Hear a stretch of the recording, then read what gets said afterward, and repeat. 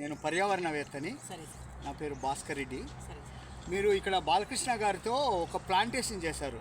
నేను అది చూసే వచ్చాను మీ దగ్గర. ఈ ప్లాంటేషన్ చేసినాడు అర్జున ట్రీస్ అని. అది నేను చాలా చోట్ల చూశాను. కానీ ఇంకొకటి ఏమంటే దాని నుంచి పట్టు కూడా తీయొచ్చు అనేది నాకు వండర్గా ఉంది. అది చాలామందికి తెలీదు. అది ఎక్కడెక్కడ ప్లాంటేషన్ చేయొచ్చు, అడవుల్లో చేయొచ్చా, ఏ డిపార్ట్మెంట్లో చేయొచ్చు, రైతులు చేయొచ్చా, ఏమి దాని గురించి మా ప్రజలకి మా వీళ్ళకి తెలియజేయండి. సరే సార్. నా పేరు డాక్టర్ జె సీతారాములు.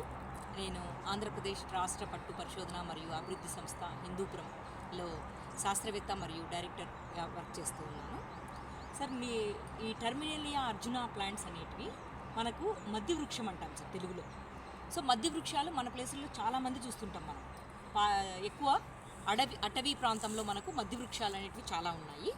ఈ మధ్య వృక్షాలు మనకేంటంటే ఫారెస్ట్ డిపార్ట్మెంట్ వాళ్ళు ఒక చెట్టు మంచిగా ఒక కలపనిచ్చేది, నీడగాను పర్యావరణానికి ఉపయోగపడేదిగా చూస్తుంటారు.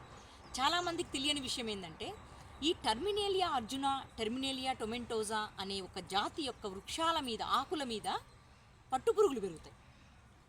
యాంథీరియా అనే ఒక జాతి పట్టుపురుగులు పెరిగి ఆ ఆకుల్ని తిని మనకి గూళ్ళు ఇస్తాయి. ఆ గూళ్ళ ద్వారా మనకి ఏం చేస్తుందంటే ఈ ట్రైబల్స్ ఉంటారు మామూలుగా, పెంపకం లేనప్పుడు అడవుల్లోకి వెళ్ళి ఈ టస్సర్ గూళ్ళు అనేటి అంటారు. టస్సర్ పట్టుగూళ్ళు అంటాం మనం కదా. మల్బరీ మన ప్రాంతంలో మీకు తెలుసు, మల్బరీ ఆకులు తిని మల్బరీ ఆకుల మీద బతికే పట్టుపురుగులు ఉన్నాయి మన ప్రాంతంలో.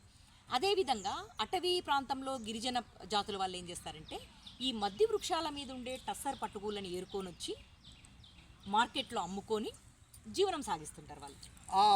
ఆ పురుగులు మనం వదలాలా, ఆటోమేటిక్గా వస్తాయా సార్? మామూలుగా అయితే ఇది వైల్డ్, వన్య జాతి అని అంటాం సార్. అంటే వైల్డ్గానే వస్తాయి.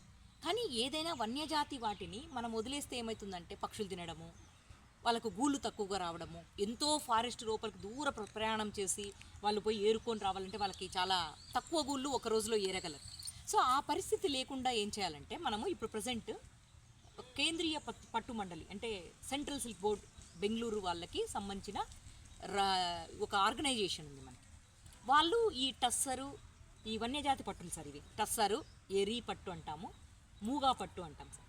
వీటికి సంబంధించిన రీసెర్చ్ ఇన్స్టిట్యూట్ ఉంది. వాళ్ళు ఏం చేస్తున్నారు, ఇందులో పరిశోధనలు చేసి రైతులకి ఏం చేస్తున్నారంటే, అంటే ఇట్లా దీని మీద ఇంట్రెస్ట్ ఉన్న ప్రదేశాలు అటవీ శాంతం, సపోజ్ మన ఆదిలాబాదు, ఖమ్మము, పాడేరు, మన విశాఖపట్నం దగ్గర మనకి లంబసింగి, ఇవన్నీ ప్రాంతాలన్నీను, ఇవన్నీ అల్లూరు సీతారామరాజు జిల్లాల్లోనూ గిరిజనులకు ఏం చేస్తారంటే ఒక చోట్ల మన department of sericulture, government of Andhra Pradesh వాళ్ళే పట్టు వృక్షాలు ఇస్తున్నారు. ఈ టర్మినేలియా అర్జునాన్ని వీళ్ళేంటి చాలా పొడుగు పోయేలాగా వదలరు సార్. దాన్ని ఒక నెట్ వేసేస్తారు. ఆ మొత్తం వృక్షాలన్నీ ఒక రిస్ట్రిక్టెడ్ ఏరియాలో పెంచి ఒక పెద్ద గ్రీన్ నెట్ వేసి అందులో వీళ్ళు డిపార్ట్మెంట్ వాళ్ళు ఇచ్చిన గుడ్లని వదులుతారు, పట్టుగుడ్లని, పురుగుల్ని, ఈ టస్సర్కి సంబంధించిన పట్టు పురుగుల్ని. ఆ పట్టు పురుగులు ఆ ఆకులు తిని గూళ్ళు వస్తాయి.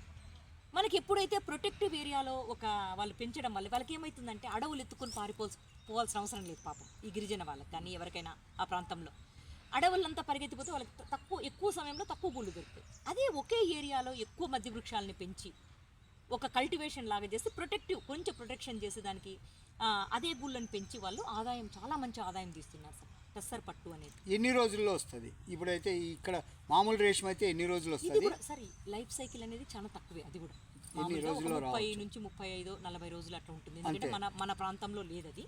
అంతే, ఒక నెలలో. మార్కెట్ ఉందా? మార్కెట్ ఉంది సార్ అన్నిటికీ. ఎక్కడ ఉంది మార్కెట్? మన ఏరియాలో అంటే మన డిపార్ట్మెంట్ వాళ్ళకు ఒక ఇది చూపిస్తారు. అంటే దారం తీసేకి, రీలింగ్ యూనిట్లకి వాళ్ళకి ఒక రకమైన ఒక క్లస్టర్ లాగా వాళ్ళకి ఏర్పరుస్తున్నారు. అంటే ఒక క్లస్టర్ లాగా వాళ్ళకి ఫామ్ చేస్తున్నారు. అంటే ఈ వీళ్ళు గుళ్ళు పొట్టి పండించే వాళ్ళతోనే దారం తీసి, ఇప్పుడు పాడేరు ఆ ఏరియాలో ఏం చేస్తున్నారంటే వాళ్ళతోనే కళాకృతులు, చీరలు కూడా నేర్పిస్తున్నారు సార్. అంటే ఎక్కడికి మార్కెట్ పోకుండా అదే ఏరియాలో ప్రొడ్యూస్ అయిన కకూన్స్ని అక్కడే రీలింగ్ చేపించి వాళ్ళు అక్కడే వస్తువులు తయారు చేసి మొన్న వస్తు ప్రదర్శనశాలలో పెట్టారు సార్. ఓ 2 పట్టు రైతులు మంచి గిరిజన పట్టు రైతులకు బెస్ట్ అవార్డు కూడా ఇచ్చారు మొన్న బెంగళూరులో వాళ్ళకు. బాగుంది. నేను అసలు ఈ సబ్జెక్ట్ అయితే కొత్తది నేను వినడము. ఈ పర్యావరణం కూడా బాగుంటుంది. ఈ చెట్ల వల్ల మంచి వాతావరణము ఇదవుతుంది. ఇప్పుడు గ్రీనరీ పట్టు అంటే వాళ్ళకి డబ్బులు కూడా వస్తాయి దాంట్లో. కాబట్టి ఇది మంచి కొత్త విషయము. దీని నుంచి మీరు కూడా మిమ్మల్ని కలిసినందుకు మీరు ఇచ్చేసినానికి చాలా సంతోషంగా ఉంది. మీరు ఇలాగే రైతులకు కూడా మీరు వాళ్ళకి చేసేసి మోడల్గా చూపించి కొన్ని విలేజెస్లో కూడా మీరు చేపిస్తే చాలా బాగుంటుందమ్మా. సార్ ఇంకొక చిన్న రిక్వెస్ట్ ఏంటంటే, మీరు పర్యావరణవేత్త కాబట్టి మనకు చాలా ఇప్పుడు నెల్లూరు ఆ ఏరియాలో కొన్ని హెక్టేర్స్ ఆఫ్ మధ్య వృక్షాలు ఉన్నాయి సార్. చాలా హెక్టేర్స్ ఉన్నాయి, మనకంటే దాని గురించి తెలియదు ఎన్ని హెక్టేర్లు ఉందని.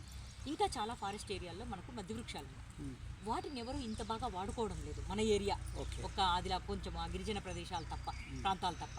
సో మీరు కూడా ఫారెస్ట్ డిపార్ట్మెంట్తో కొంచెము ఇంట్రెస్ట్ ఉన్న రైతుల్ని టైఅప్ చేసి వాళ్ళకు ఓన్లీ FRA యాక్ట్ లోపలే, అంటే వాళ్ళకి లోబడి ఓన్లీ ఆ ఆకుని వాడుకొని పురుగులు పెంచుకొని పురుగుల్ని వాళ్ళు హార్వెస్ట్ చేసుకొని దాని మీద జీవనోపాధి వాళ్ళకి కల్పించేలా మీరు చేస్తే ఇంకా బాగుంటుంది. థ్యాంక్ యూ అమ్మా, చాలా బాగా మంచి విషయాలు మీతో నేర్చుకున్నాము. మరి వచ్చి మీతో కలుస్తాము.